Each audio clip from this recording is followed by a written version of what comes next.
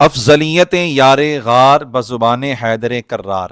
قرآن و سنت اور سیرت طیبہ کا علم رکھنے والا ہر شخص جانتا ہے کہ انسانوں میں جس شخصیت کو رسول کریم صلی اللہ علیہ وآلہ وسلم کے ساتھ سب سے زیادہ پختہ تعلق اور نہایت قرب حاصل تھا وہ یار غار و مزار خلیفۃ الرسول سیدنا ابو بکر صدیق اکبر رضی اللہ عنہ ہیں۔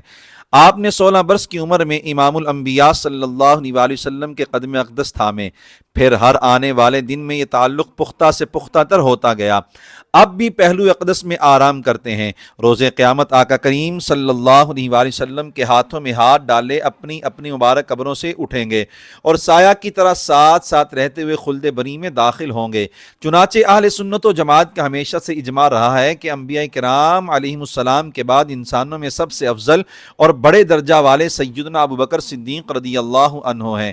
مولا المسلمین خلیفہ رابع سیدنا علی مرتضیٰ کرم اللہ تعالی وجہہ نے خاتون جنت سیدتنا فاطمہ رضی اللہ عنہا کے وصال کے بعد کئی شادیاں کی۔ ان میں سے ایک شہزادے حضرت محمد بن حنفیہ رضی اللہ عنہما نے ایک دن اپنے والد گرامی حضرت حیدر کرار رضی اللہ عنہ سے پوچھا، ای الناس خیر بعد رسول اللہ صلی اللہ علیہ وسلم، رسول اللہ صلی اللہ علیہ وآلہ وسلم کے بعد سب سے بہتر و افضل آدمی کون ہے؟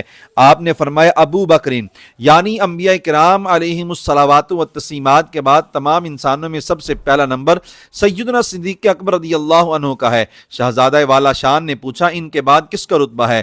فرمایا ثم عمر، یعنی دوسرا نمبر سیدنا فاروق اعظم رضی اللہ عنہ کا ہے۔ شہزادہ والا شان نے کہا ان کے بعد تو آپ ہی کا رتبہ ہے نا؟ آپ نے عاجزی کرتے ہوئے ارشاد فرمایا ما انا الا رجل من المسلمین، یعنی میں تو ایک عام مسلمان ہوں۔